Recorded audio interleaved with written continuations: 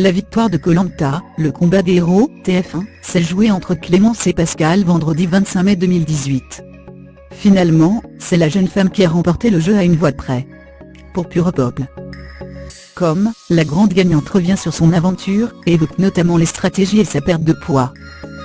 Vous attendiez-vous à gagner face à Pascal, BR? Disons qu'on savait que ça allait être très serré, que ça se jouerait à une voix. Je n'étais sûr de rien. On a eu beaucoup de stress au moment du dépouillement. Je gagne, mais il faut rappeler que Pascal méritait également de gagner. Il a remporté les poteaux et il a géré d'une main de maître son aventure, comme il l'avait fait la première fois.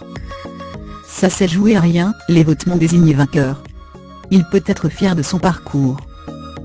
Comment avez-vous vécu le fait qu'il se mette à chercher la même balise que vous à l'orientation? BR: il y a 12 ans, j'avais mis 3h30 à trouver, c'était très stressant. Du coup, là, je m'étais promis de garder la tête froide. Quand je l'ai vu, ça a été dur. Pendant quelques secondes j'ai accusé le coup. Après, je me suis dit que ce n'était pas grave, et j'avais un temps d'avance sur lui car j'avais mémorisé les couleurs et les directions. Ça m'a donné confiance parce que je me suis dit que même s'il trouvait la balise avant moi, il devrait retourner à la table d'orientation et ça lui ferait perdre du temps. Pascal a un très fort caractère, et j'ai essayé de ne pas paniquer. Je pense qu'à ce moment-là, il a plus paniqué que moi. Il a joué son bluff et je comprends, j'ai fait pareil. C'était de bonne guerre. Vous attendiez-vous à ce qu'il vous choisisse au poteau? BR: on a fait toute l'aventure ensemble, il y a une vraie relation de confiance qui s'est tissée. J'ai rapidement eu envie de lui faire confiance et inversement. On s'était dit avant l'épreuve qu'on se choisirait mutuellement. Après, c'est vrai que j'ai eu un petit stress au moment où il a fait son choix. Mais il a respecté sa parole et ça tout à son honneur, je le remercie encore. De mon côté, je l'aurais aussi choisi si j'avais gagné les poteaux. Comprenez-vous le discours de Cassandre qui se sent trahi? BR: avec Cassandre, on a aussi tissé des liens très forts. Il se trouve que j'avais donné ma parole à Javier, et Pascal à un moment du jeu où c'était important. Quand Javier a décidé de sortir Cassandre, je lui ai dit que ce n'était pas mon choix principal. J'ai suivi car même si je n'ai pas voté contre elle, je savais qu'elle allait sortir, et je ne le lui ai pas dit. Donc là, je comprends qu'elle m'en veuille et qu'elle n'ait pas voté pour moi. Je comprends qu'elle ait été blessée, je l'aurais été aussi. Je savais qu'il y aurait de la stratégie dans ce Koh Lanta. Elle m'en a voulu mais on s'est expliqué, on a parlé longuement de la situation, de mon choix. Je lui ai exposé mes arguments. Je lui ai rendu son collier et maintenant tout va bien.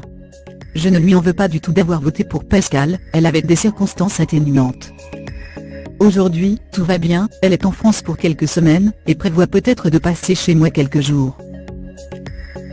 Qu'avez-vous à répondre à ceux qui vous reprochent d'avoir vécu une aventure dans l'ombre de Pascal? BR: je savais que ce Koh Lanta allait être difficile physiquement et mentalement, et que la stratégie aurait une place importante.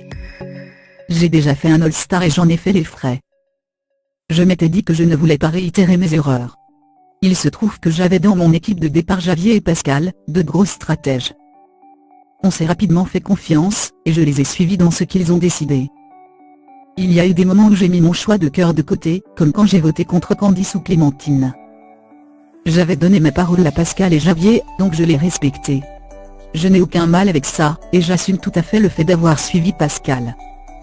Je lui ai prouvé qu'il pouvait compter sur moi. Qu'est-ce qui a été le plus dur sur le camp? La faim, le manque d'hygiène ou le manque des proches? BR: malgré tout, ce qui influe le plus sur le caractère et les performances physiques, c'est le manque de nourriture. On est à fleur de peau. Maintenant, la nouveauté pour moi a été que je suis devenue maman entre-temps. Le manque de ma famille m'a affecté mais j'en ai fait une force. Je ne voulais pas les avoir quittés pour rien, mais pour vivre l'aventure pleinement et faire de mon mieux.